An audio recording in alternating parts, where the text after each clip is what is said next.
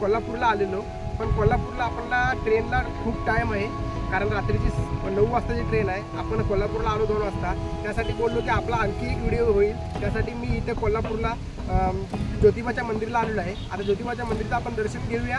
आपला इथून पुढचा ब्लॉग चालू करूया. तर मित्रांनो चला आपण ज्योतिबाचं दर्शन घेऊया. चला पुढे जाऊया आपण. तर मित्रांनो, तुम्ही सर्वांनी ट्रेलर पाहिलाच असेल. मित्रांनो, हा व्हिडिओ आहे ज्योतिबा मंदिर कोल्हापूर. तर मित्रांनो, प्रथमतः या मंदिराला जायचे कसे हे जाणून घेऊया. ज्योतिबा मंदिरला येण्याकरिता प्रथमतः तुम्ही कोल्हापूर स्टेशनला उतरा. तिथून 10 मिनिट वॉकिंग डिस्टन्सवर कोल्हापूर बसस्टॉपला जावा.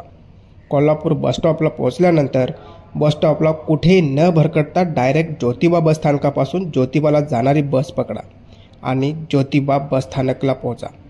ज्योतिबा स्थानकापासून अवघ्या 50-60 पावलावरती ज्योतिबाचं मंदिर आहे. डोंगरावरील पठारी भागात ज्योतिबा मंदिर आणि गाव आहे. ज्योतिबा हे दैवत शिव व सूर्याचे रूप मानण्यात येते. ज्योतिबास ज्योतिर्लिंग, केदारलिंग, रवळनाथ, सौदागर अशा विविध नावांनी उल्लेखतात. तसेच ज्योतिबा देवाला गुलाल, खोबरे व दवना ही वनस्पती अर्पण केली जाते.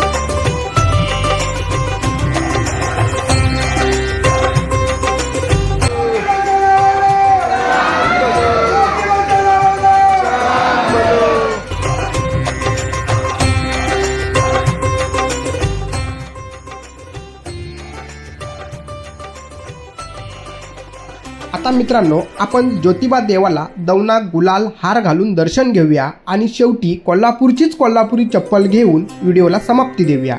आणि तुम्हा कोणाला कोल्हापुरी चप्पल हवी असेल तर डिस्क्रिप्शनमध्ये डिटेल्स दिलेली आहे, तर डिस्क्रिप्शन नक्की चेक करा. आणि आपल्या व्हिडिओला एक लाईक, शेअर आणि नवीन असाल तर आत्ताच आपल्या चॅनलला सबस्क्राईब करून घ्या.